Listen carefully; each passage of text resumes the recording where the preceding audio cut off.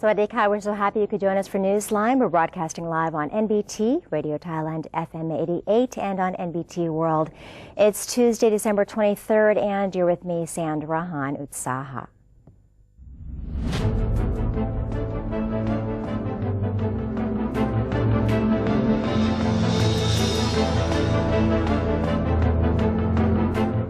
Welcome to today's segment of Thailand Moves Forward. In today's top stories, the National Reform Council has approved a proposal to immediately enforce the 2011 National Savings Fund Act in order to provide a lifelong pension for the retired.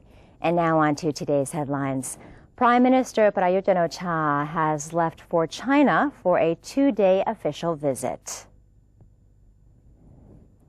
General Prayut boarded a Royal Thai Air Force plane at the RTAF airfield yesterday and will meet with his Chinese counterpart Li Keqiang, during which the strengthening of trade ties will be high on the agenda. The two premiers will witness the signing ceremony of 4 agreements, including the setting up of a renminbi clearinghouse in Thailand to boost the use of local currencies in the two-way trade.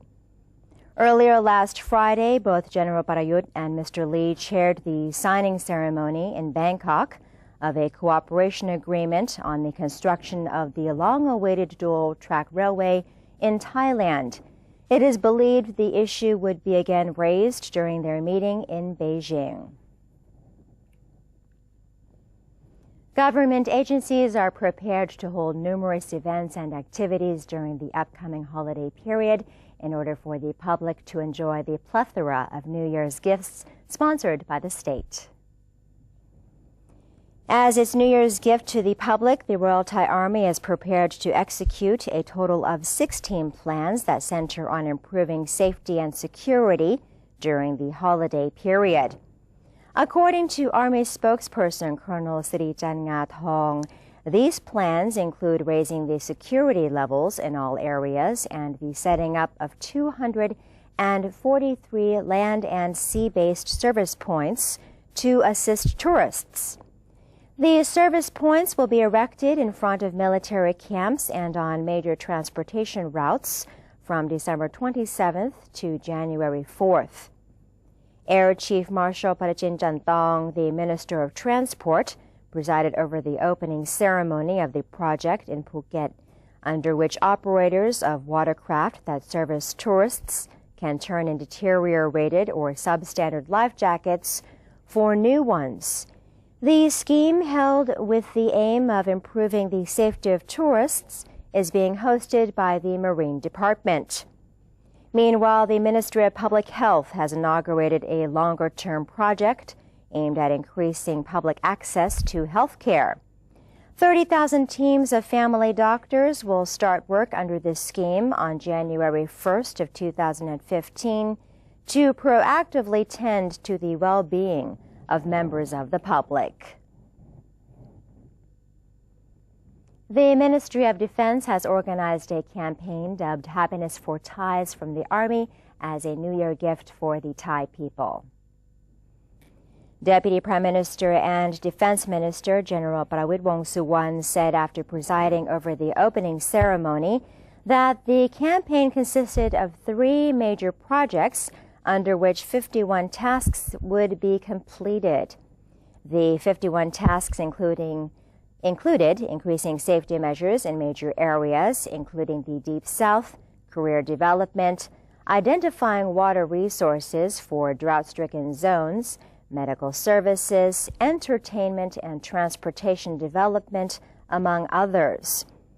In addition, the military has, under the same campaign, begun cleaning up 395 religious places and communities around Thailand. The cleanup operation will last until December 26th. 260 tourist assistance spots will be set up both on land and in the water from December 27th to January 4th of next year. Around 103 military museums and 267 sufficiency knowledge centers will be open to visitors from December 31st to January 4th of 2015, and the general said that admission is free. The government is making a special set of line stickers under the theme 12 Core Values for Thai Citizens that will be available for mobile devices users to download. Deputy Prime Minister Yonghyut Yuttawong, Science and Technology Minister Pichet Durong Kawerot, and ICT Minister Pornchai Rutiprapha announced that the line stickers promoting the 12 values will be available starting on December 30th and will be downloadable throughout January. Once downloaded, the stickers will last for 90 days. As part of the package, users will receive an official line for communicating with the government for 1 year. The line stickers feature an animated girl with gestures such as Sawadee. The line stickers are meant as a New Year's gift to the public. The government expects these stickers to receive roughly 3 million downloads. With that included, the cost of the deal with the line service provider is 7.1 million baht. The National Reform Council, or NRC, has approved a proposal to immediately enforce the 2011 National Savings Fund Act in order to provide a lifelong pension for the retired. The prompt establishment of the National Savings Fund in compliance with the National Savings Fund Act was proposed to the NRC by the Committee on the Reform of Society, Community, Children, Youth, Women, the Elderly, the Handicapped, and the Underprivileged. After deliberation, the matter was greeted with universal support from the Council, with a unanimous vote of 2012 in favor and no abstentions. The NRC agreed that the lifelong pension would benefit all retirees. Thai citizens aged 15 to 60 without an existing retirement fund will be able to contribute to the National Savings Fund in order to receive the pension upon retiring. The government itself will also partially contribute to the fund. The NRC will now ensure that the government immediately sets up the fund, as well as an efficient management system for it, while the National Legislative Assembly, or NLA, will be asked to help follow up on the progress of the fund. The chairman of the National Reform Council, or NRC, Committee on Political Reform has assured that the proposed procedure of directly electing the Prime Minister will not give rise to the super-presidential system in Thailand. In a move to assuage skeptics of the proposed electoral system, Chairman of the NRC Committee on Political Reform, Sombat Thamrong Thanyawong, held a press conference in order to respond to the comment given by Constitution Drafting Committee, or CDC, Chairman Bawansat Uwano, who said the idea of electing the Prime Minister directly could bring about an unchecked super-president. Mr. Sombat pointed out that the remarks from the CDC chairman were inaccurate, as there will be clear separation of power between the executive and legislative branches. He said no matter how the Prime Minister is elected, there will always be laws that define the scope of the Premier's authority, along with ways to deal with the abuse of power. The chairman added that under such a system, Parliament will have the authority to indict the Prime Minister if there is palpable evidence that the Premier is abusing his or her power. He said he believes this measure would serve as a more effective way to put the Prime Minister in check than the traditional motion of no confidence.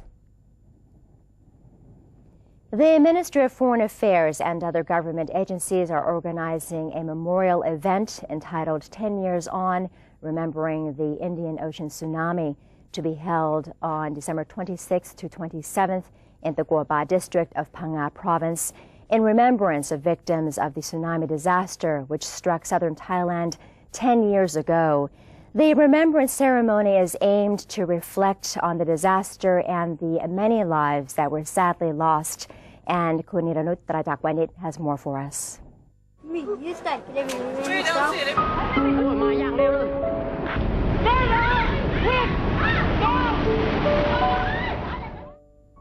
The ceremony is aimed at reinforcing public confidence in the kingdom's security system to safeguard against such catastrophes in the future, and to remind people about the importance of preparedness. Foreigners and Thais who are relatives of tsunami victims will gather at Ba Nam Kem Memorial Park to commemorate the 2004 tsunami. Sek Wanamethi, the spokesperson of the Ministry of Foreign Affairs, confirmed the purpose of the event. So now it's 10 years on, and the Thai government deems it appropriate to have remembrance. And so the purpose of this event, there are 4 parts to it. The first part is as a remembrance for those who passed away. The second part, of course, is to pay tribute to those who assisted with the recovery, with the helping the victims, and tribute to the family of the victims as well. The third part is to show the recovery of how the various villages has been able to recover and sustain and return to normalcy after 10 years. And the fourth part, of course, is to show Thailand's preparedness in coping and responding to natural disasters. The 2004 tsunami was one of the worst natural disasters on record and resulted in the loss of over 200,000 lives across 14 countries. Indonesia was the hardest hit, followed by Sri Lanka, India, and Thailand. The tsunami also resulted in the displacement of over 1.6 million people around the Indian Ocean, and with the economic losses of about $14 billion. The commemoration is a solemn opportunity for people to reflect on and remember the thousands who lost their lives in this tremendous tragedy, and is expected to raise awareness globally of the need for the world to be prepared for similar disasters in the future. Niranut Traijakwanit reporting. Thank you to Kunanut for that report. And the southern border province of Narathiwat is still hard hit by floods due to continuous rains. More than 370 people have evacuated to a local school. The floodwater levels in Sungai Kolok and Takbai districts increased after the rain fell periodically in 13 districts since last night until early Monday morning. The floodwater levels were higher than 2.4 meters and would likely increase. Some parts of Saiburi River in Rusot district overflew, preventing vehicles from using the affected roads. More than 150 schools in the flood-affected areas have remained closed since the 18th of December. The deputy commander of the 4th Army Area Command traveled to give moral support and food to 373 people who were evacuated to the 4th Municipal School. Our next story is about a man who is riding a bicycle around the world to raise funds and awareness about cancer. His name is Rudy Pospisil, and he's a firefighter from Canada who is a cancer survivor himself. As part of his campaign, Rudy cycled through Thailand recently, and NBT World correspondent Joel Gershon accompanied Rudy on part of the ride from Ayutthaya to Bangkok, and he had the chance to speak to Rudy during the trip and brings us this story. A Canadian firefighter named Rudy Pospisil is attempting to ride his bicycle around the world to raise funds for and awareness about cancer. He already has gone 12,000 kilometers and ridden halfway around the world. He hopes to find a place in the Guinness Book of World Records for circumnavigating the globe by bicycle. Recently, Rudy's long journey took him through Thailand, where he started from Chiang Mai and carried on through the south. We joined him for the ride from historic Ayutthaya to Bangkok, which was just under 100 kilometers and took a full day. 10 years ago I was diagnosed with cancer, and at that point the doctor said to me, until we operate, Rudy said, I really don't know the prognosis. You could be in a lot of trouble here. You could have it in your liver or your kidneys. We can't tell until I operate. And you begin to think, have I done everything that I've wanted to do in life? did I really do what I wanted to do, you know? So I made myself a promise that if I got better, which I did, I would take a cause, which was cancer charity, because that was a disease I had, and I would support it. So the surgery actually went well. I've been well for the last 10 years. I decided to do a ride through 3 countries in Europe, 3 countries for 3 cancers.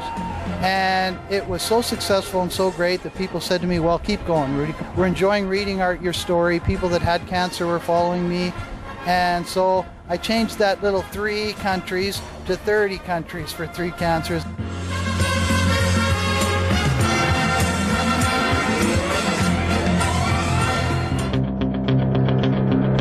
He's already been to many places, and not surprisingly, he's had some incredibly memorable experiences along the way.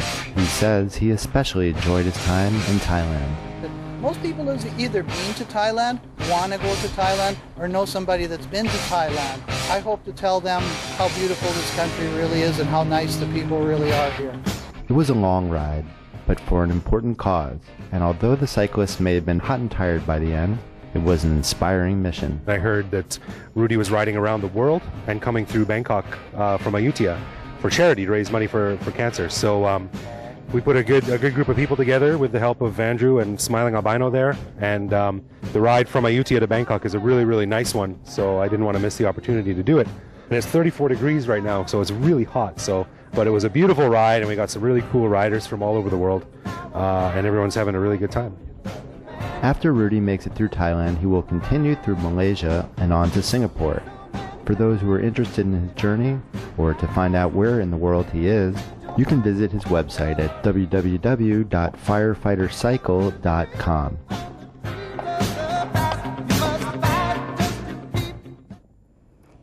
And that was a nice report. On to other news. The Thai Transportation Operators Association has agreed to reduce its bus fare rate by 2 satang per kilometer, while proposing that the government find measures to help compensate for their loss of passengers.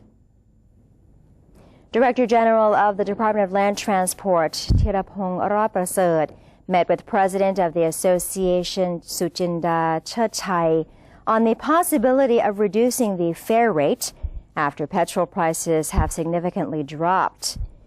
Ms. Suchinda agreed to take 2 satang per kilometer off the current bus fare.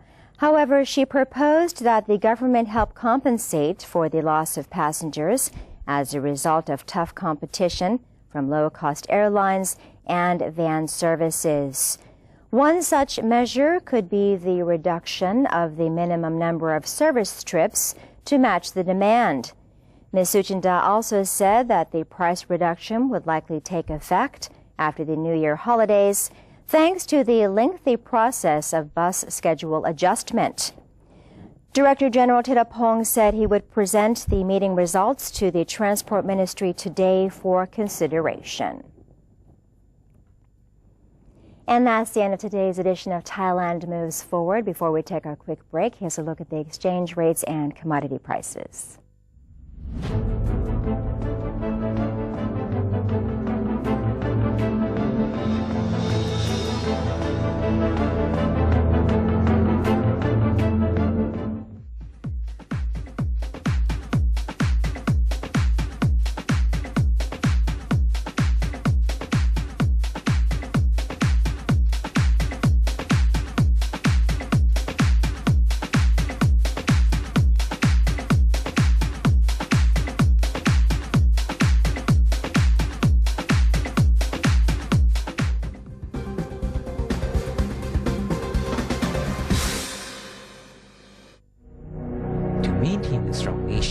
Thailand is promoting 12 core values for the good of the people. The second core value, being honest, sacrificing, showing restraint and determinations in doing good for the majority.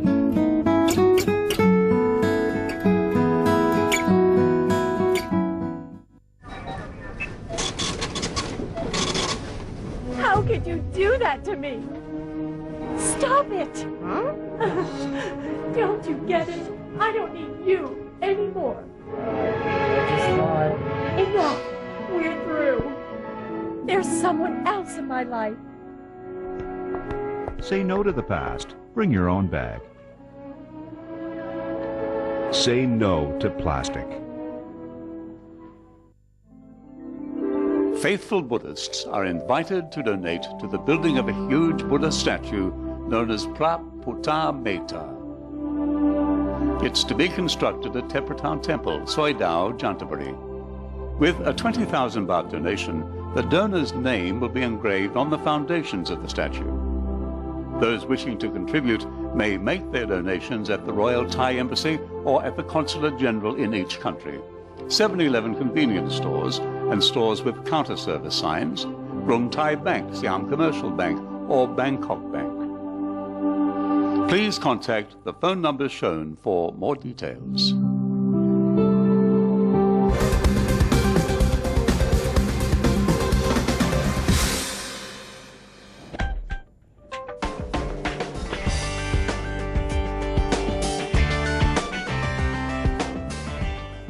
Welcome back to Newsline. Let's take a look at our ASEAN band story. Myanmar police fired on protesters near a mine at the center of a long-running land dispute on Monday, killing one person and wounding 20 others, media reports said, as the China-linked company announced plans to expand the project.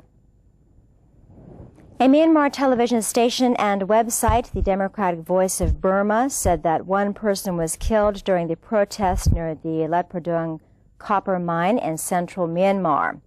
Kin Sang-liang, a parliamentarian with the opposition National League for Democracy, cited witnesses as saying a woman died after being struck in the head by a bullet. The mining company, Myanmar Winbao, confirmed a person was killed. However, local police contacted by an international media said they had no information about the protests. Earlier yesterday, Wanbao, which is a unit of the Chinese weapons manufacturer China North Industries Group Corporation, said it would be extending its working area in the Leprodung copper project to comply with requirements of its investment permit.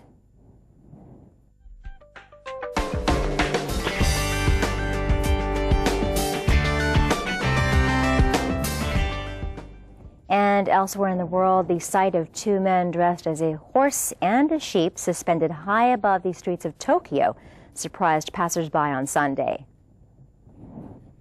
The annual stunt by Hotel Ryumikan Tokyo had two window cleaners dressed in the signs of the Chinese zodiac ahead of the Japanese New Year celebrations on January 1st. The men scaled down the 55.5 meters high building as people watched from below, with one dressed as a horse to represent the current year and one as a sheep to represent the year to come. 36-year-old window cleaner Asushi Shimizu, who has also been awarded a prize as Japan's best window cleaner, took his character seriously, wearing makeup to complement the woolly sheep outfit. He hopes the year of the sheep will be a peaceful one, like the animal he represents. A young child witnessing the window cleaning from inside the hotel certainly preferred his sheep character to that of the horse. And that is it for today's edition of Newsline. For any comments or suggestions, please feel free to email them to us at newsline.nbt@gmail.com. You can also follow us on Facebook by simply typing in NNT, and you can check out our website at thainews.prd.go.th/newsing.